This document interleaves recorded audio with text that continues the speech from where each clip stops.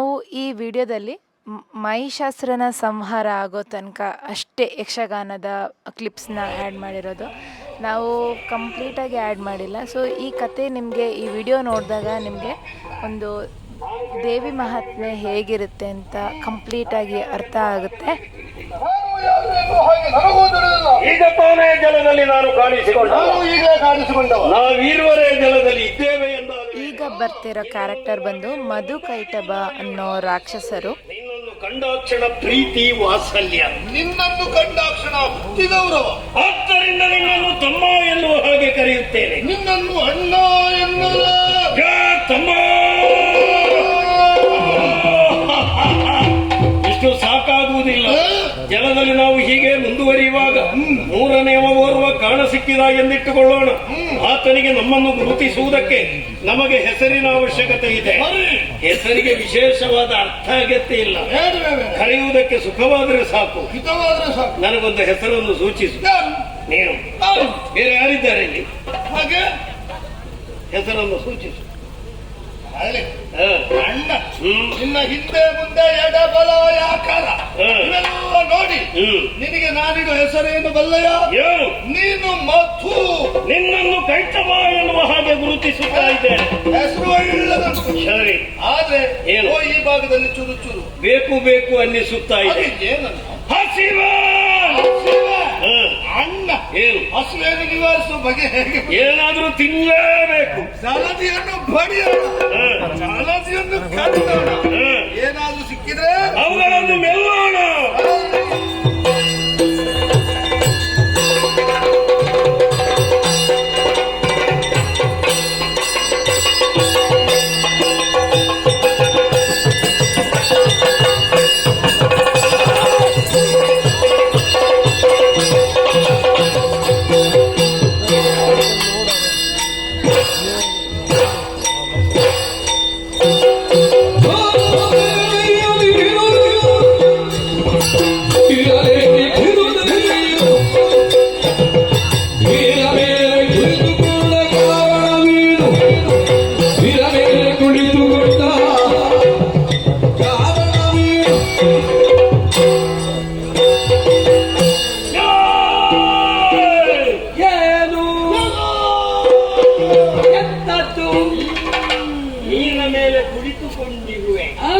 ನಿನ್ನಷ್ಟಕ್ಕೆ ನೀನು ನಗುತ್ತಿರುವೆ. ಯಾರು ಎನ್ನುವ ಹಾಗೆ ಹೇಳು. ಆಯ್ತಾ? ಏನು? ನಾವು ಒಬ್ಬ ಕೋರನನ್ನು ಕಂಡೆವು. ಅವನು ನಮ್ಮನ್ನು ಕಂಡ. ಹೌದೇ? ಭಯಗೊಂಡ, ಓಡಲಾರಂಭಿಸಿದ, ಅಟ್ಟಿಸಿಕೊಂಡು ಹೋದೆವು. ಆಗ ಎಲ್ಲಿ ಜಾರಿ ಹೋದ ಅಂತಲೇ ಗೊತ್ತಾಗಲಿ. ತಪ್ಪಿಸಿದನೆ. ಹಾಗೇ ಅವನು ಹುಡುಕುವ ಕಾಲದಲ್ಲಿ ನನ್ನ ಮುಂಭಾಗದಲ್ಲಿ ನೀನೊಬ್ಬ ನನ್ನನ್ನು ಕಂಡ. ಹೋದ ಅಲ್ವೇ? ಭಂಡ. ಹಾಗಾಗಿ ಭಂಡನಾದಂತಹ ನಿನ್ನಲ್ಲಿ ಒಂದು ಪ್ರಶ್ನೆ. ಏನು? ಅವರನ್ನು ತೋರಿಸು. ಅವನ ವಿಷಯ ಅಂತಿರದು. ನೀವು ಯಾರು? ಧೀರ ವೀರ ಕೈಟಭ ಮಧು. ನೀವು ನೀನು ಸಾಯಿ. ನಾನು ನನ್ನ ತೀರ್ಮಾನವನ್ನು ಬದಲಾಯಿಸಿಲ್ಲ. ನಾನು ಬದುಕಿಯ ಉಳಿದ್ದೇನೆ. ನೀನು ಸತ್ತೇ ಸಾಯಿ. ನೀನು ಸತ್ತಲ್ಲಿಂದ ಸಾಯಿ. ನೀನು ಸತ್ತಲ್ಲಿಂದ ಸತ್ತೇ ಹೋಗು. ನನ್ನನ್ನು ಸಾಯಿ ಕಾಡಿದೆಯಲ್ಲ. ಸ್ವಲ್ಪ ಜಾಗ್ರತೆ ಮಾಡಿಕೊಳ್ಳುವೆ. ಇವನೊಂದೊಂದೊಂದು ತೆಗೆದ್ರೆ ಮತ್ತೆ ನಮ್ಗೆ ಜೀವನ ಮಾಡಬಹುದು. ಇವನೊಂದು ತೆಗಿಲಿಕ್ಕೆ ದಾರಿ ಉಂಟು. ನಮಗೆ ಸ್ವಲ್ಪ ಕಷ್ಟ ಉಂಟಾ ಅಂತ. ಇದಕ್ಕೆ ಕಷ್ಟ ಯಾರು ಹೇಳ್ತೀರ? ನನಗೆ 1000 ದಾರಿ ಉಂಟು ಇವನನ್ನು ತೆಗಿಲಿಕ್ಕೆ. ಒಂದು ಹೇಳು. ಒಂದು ಯಾಕೆ 1000 ಹೇಳ್ತೇನೆ. ಇವರು ಮಾಲಿನಿ ಅಂತ ಮಹಿಷಾಸುರ ರಾಕ್ಷಸ ಮಹಿಷಾಸುರನ ತಾಯಿ. ಇವರ ನೃತ್ಯ ಮತ್ತು ಎಕ್ಸ್ಪ್ರೆಷನ್ ಅಂತೂ ತುಂಬ ಚೆನ್ನಾಗಿದೆ.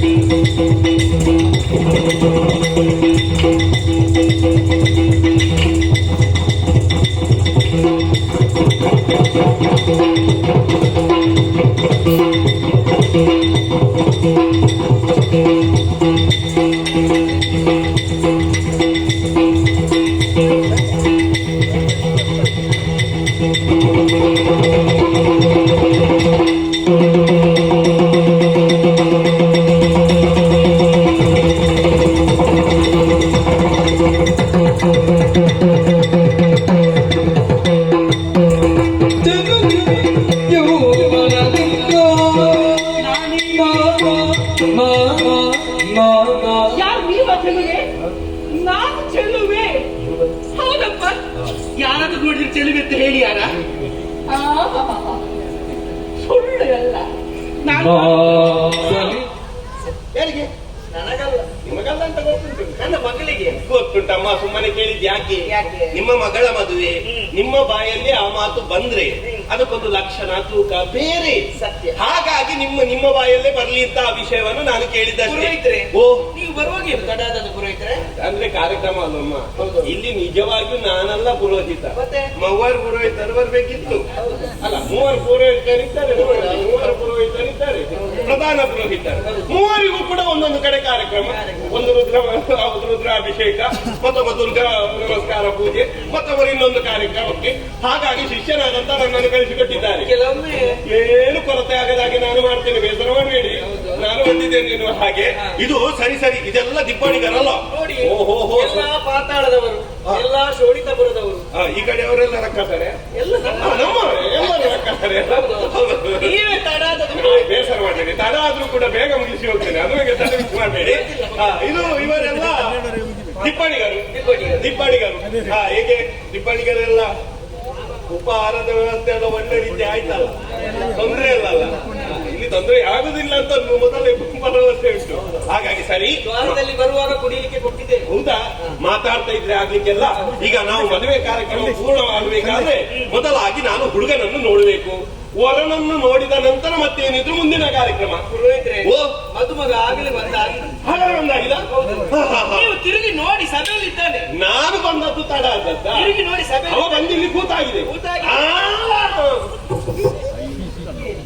ಅವ ಕೆಂಪಂಗಿ ಹಾಕಿದವ, ಅಷ್ಟ ಸಣ್ಣವ ಬಿಟ್ಟೆ. ಅವನಿಗೆ ಮದುವೆ ಮಾಡಿಕೊಟ್ಟು ನಾಳೆ ಇಲ್ಲಿ ಪ್ರಚಾರ ಆಗ್ಲಿಕ್ಕೆ ನಗರದಲ್ಲಿ ಬಾಲ್ಯ ವಿವಾಹ, ಮಾತಾಪಿತಾ, ವಧು ವರ ಪುರೋಹಿತ ಸಹಿತ 5 ಮಂದಿಯ ಬಂಧನ. ಅದು ಸಣ್ಣ ಮಗು, ಅದು ಇನ್ನೂ ಒಂದು 20-25 ವರ್ಷ. ಅವ ನೋಡುದು ನೋಡಿ, ಅವ ಮದುವಾಗ ಅಂತ ಹೇಳುವಾಗ ನಾ ಕಲ್ಲು ಬಿಟ್ಟೆ. ಯಾಕೆ? ಮನೆಯಲ್ಲಿ ಅಂತ ಇಷ್ಟು ಬೇಗ ಮಾಡ್ಲಿಕ್ಕೆಲ್ಲ ಧರ್ಮಕ್ಕೆ ಇಲ್ಲಿ ಆದ್ರೂ ಒಂದು ಆಗ್ತಿತ್ತು ಅಂತ. ತಿರುಗಿದೆ ಹೆಚ್ಚಾಯ್ತಾ? ಅರ್ಥದಲ್ಲೇ ನಿಲ್ಲಿಸು. ನಮಗೆ ಇಡೀ ಪೂರ್ಣ ಆಗುದಿಲ್ಲ, ಅರ್ಥದಲ್ಲೇ ಏನಾದ್ರು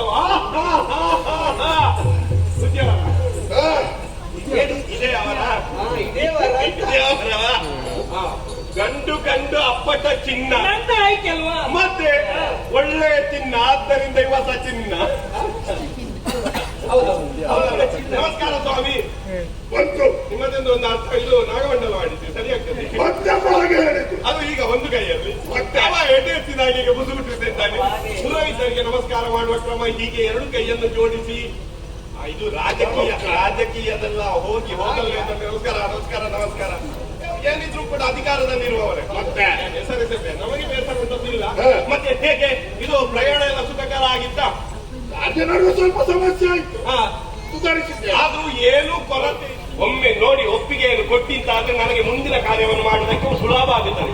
ಆದೀತು ಪುರೋಹಿತರೆ, ಮತ್ತೆ ಒಂದೇ ನೋಟದಲ್ಲಿ. ಮತ್ತೆ ಅದು ಒಳ್ಳೆ ಹುಡುಗರ ಲಕ್ಷಣ. ಹೆಚ್ಚಿನ ಹುಡುಗರ ಹೇಗೆ ಗೊತ್ತುಂಟ? ಜೋಡಿಯನ್ನು ನೋಡುದು. ಇದು ಇದಕ್ಕಿಂತ ಇನ್ನು ಸ್ವಲ್ಪ ದಿನ ಬಿಟ್ರೆ ಏನಾದ್ರೂ ಒಳ್ಳೇದು ಬರ್ತದ ಅಂತ. ಹಾಗೆ ಇನ್ನು ಸ್ವಲ್ಪ ಬಿಟ್ಟರೆ ಒಳ್ಳೇದು ಬರ್ತದೆ. ಇವನಿಗೆ ಪ್ರಾಯದದ್ದು ಮಾತ್ರ ಗೊತ್ತಾಗುದು. ಹೌದು.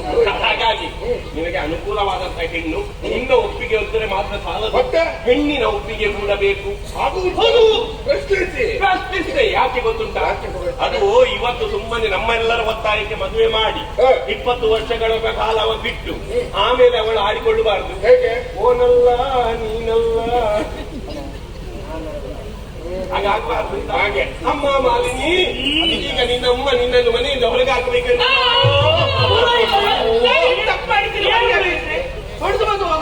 ಹಾಗಲ್ಲಮ್ಮ, ಮಾತಿನ ಮರ್ಮವನ್ನು ಅರ್ಥ ಮಾಡಿಕೋ. ಮದುವೆ ಮಾಡಿ ನಿನ್ನನ್ನು ಗಂಡನ ಮನೆಯನ್ನು ಸೇರಿಸಿಕೊಳ್ಳಬೇಕು ಎನ್ನುವಂತ. ಇದಂತೂ ಮಹಿಷಾಸುರನ ಅಬ್ಬರದ ಎಂಟ್ರಿ. ಯಾವಾಗಲೂ ಯಕ್ಷಗಾನದಲ್ಲಿ ರಾಕ್ಷಸರ ಎಂಟ್ರಿ ತುಂಬ ಅಬ್ಬರವಾಗಿ ಮಾಡ್ತಾರೆ. ಅದರಲ್ಲೂ ಮಹಿಷಾಸುರ ಅನ್ನೋನು ತುಂಬ ಪವರ್ಫುಲ್ ರಾಕ್ಷಸ. ಸೊ ಅವರ ಎಂಟ್ರಿ ಆಗುವಾಗ ಯಾವಾಗಲೂ ಈ ರೀತಿಯಾಗೇ ಇರುತ್ತೆ. ಬೆಂಕಿ ದುಂದಿ ಎಲ್ಲ ಹಿಡಿದು ಸ್ಟೇಜ್ ಮಧ್ಯದಲ್ಲೇ ಬರ್ತಾ ಇರ್ತಾರೆ. ಈ ರೀತಿಯಾಗಿ ಯಕ್ಷಗಾನ ಬಯಲಾಟವನ್ನು ನೋಡೋದಂತೂ ತುಂಬ ಚೆನ್ನಾಗಿರುತ್ತೆ.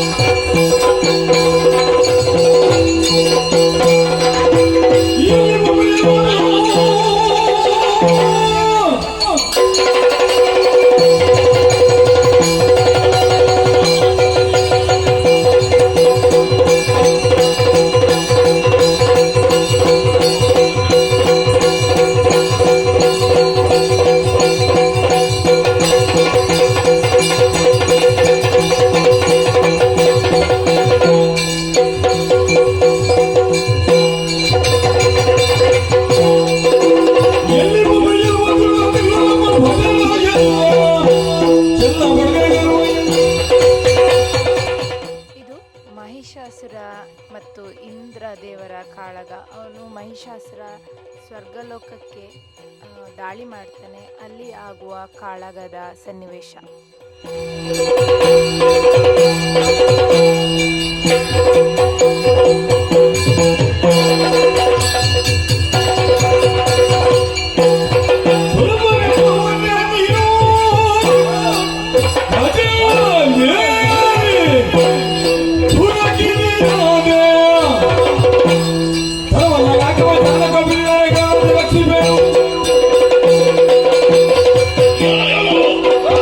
ಸುಲಭನೆಂಬವನೇ ನೀನು, ನಿನ್ನ ಬರೋಣದಲ್ಲೇ ಅರ್ಥ ಮಾಡಿಕೊಂಡಿದ್ದೇನೆ. ಓಹೋ, ಬಳಿರೆ ರಹಬಾನ್, ಇದು ಯಾಕೆ ಗೊತ್ತಾಯ್ತು? ಯಾಕೆ?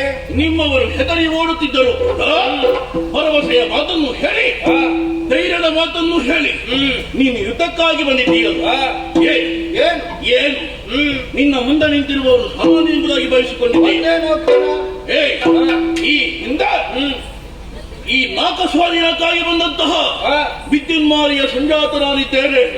ನನ್ನ ತಂದೆಯನ್ನು ಮೋಸದಿಂದ ಕೊಂದಂತಹ ಆತಮ ನೀನು. ಸೇಡನ್ನು ಸೇಡಿನ ಮೂಲಕ ತೀರಿಸುವುದಕ್ಕಾಗಿ ಬಂದಿದ್ದೇನೆ. ಸನ್ನುಮತದಿಂದ ನಾಕವನ್ನು ನೀಡಿದರೆ ಒಲಿತು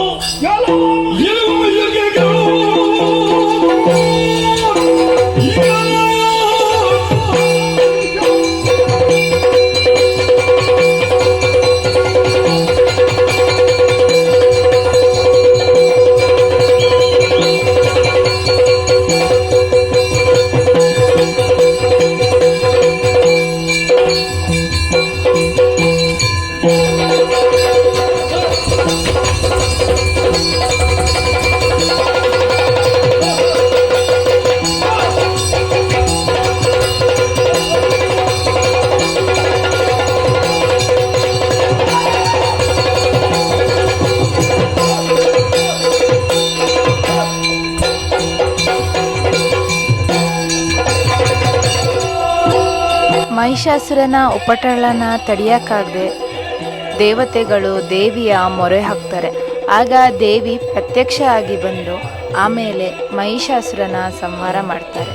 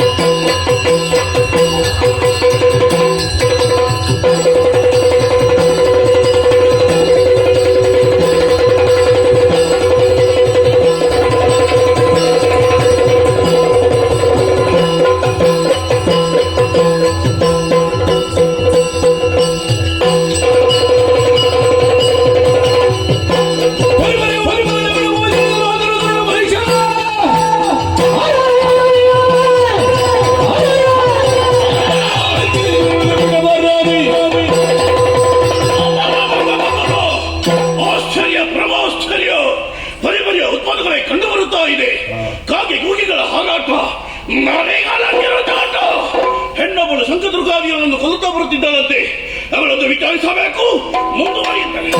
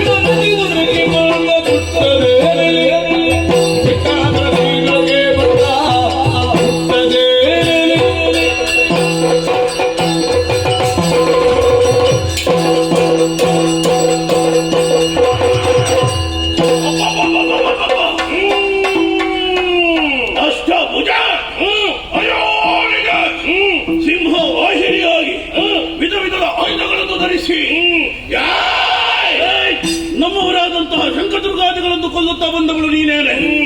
ಯಾರು ನೀನು? ಯಾಕಾಗಿ ಬಂದಿದ್ದೆ? ನನಗೂ ನಿನಗಿರುವಂತಹ ವೈರವಾದರೂ ಏನು? ಬಂದ ಕೊಟ್ಟು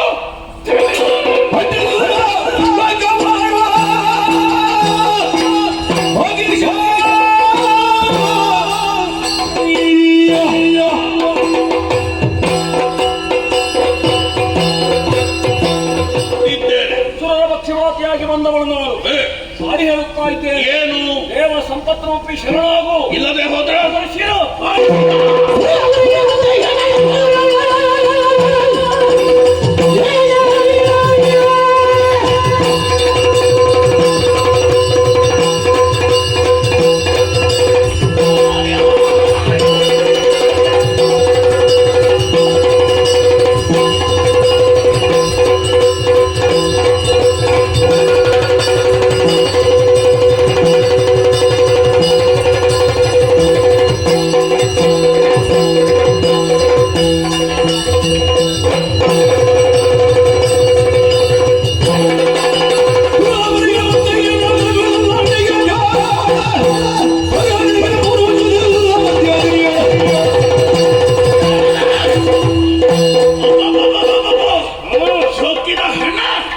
ಸುರಪಕ್ಷಪಾತಿಯಾಗಿ ಬಂದೆಯ?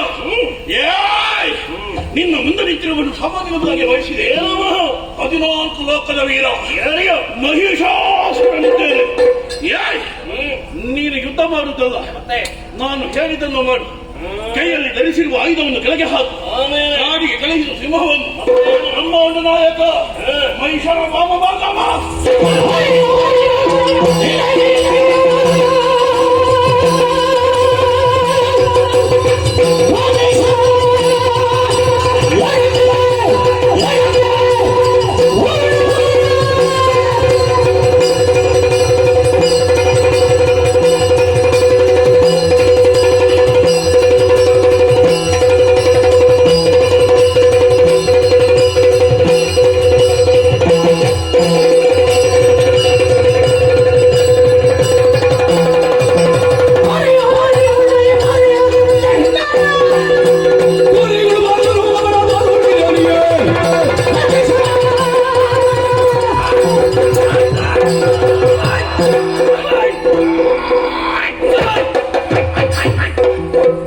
ತುಟಿ ಬಿಚ್ಚಿದೆಯಾದ್ರೆ ಜಾಗ್ರತೆ.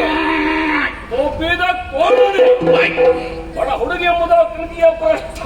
ಮತ್ತೇನು ಮಹಾ ಮೈಯ ಸೊಕ್ಕಣಿಸಬೇಕಾಗಿ ಜಗನ್ಮಾತೆಯನ್ನೇ ಬಯಸಿದೆಯ ಮುಖ್ಯ ಮಾಲಿನ್ಯ ಗರ್ಭದಲ್ಲಿ ಹುಟ್ಟಿದ ಉತ್ಪಾದ ಪಿಂಡವೇ. ನಿನ್ನ ನಾಶಕ್ಕೆ ಬೇಕಾಗಿ ಬಂದವಳು ನಾನು.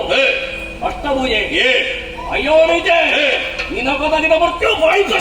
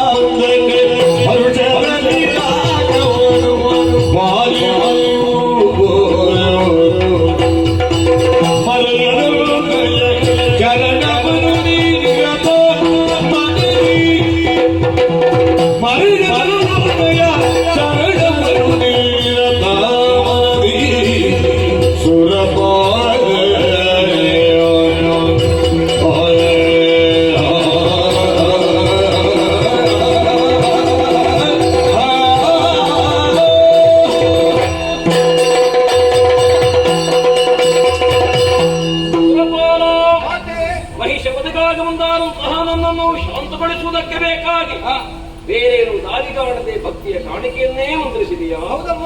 ಇದು ಶಾಂತಳಾಗಿದ್ದೇನೆ ಇಂದ್ರ.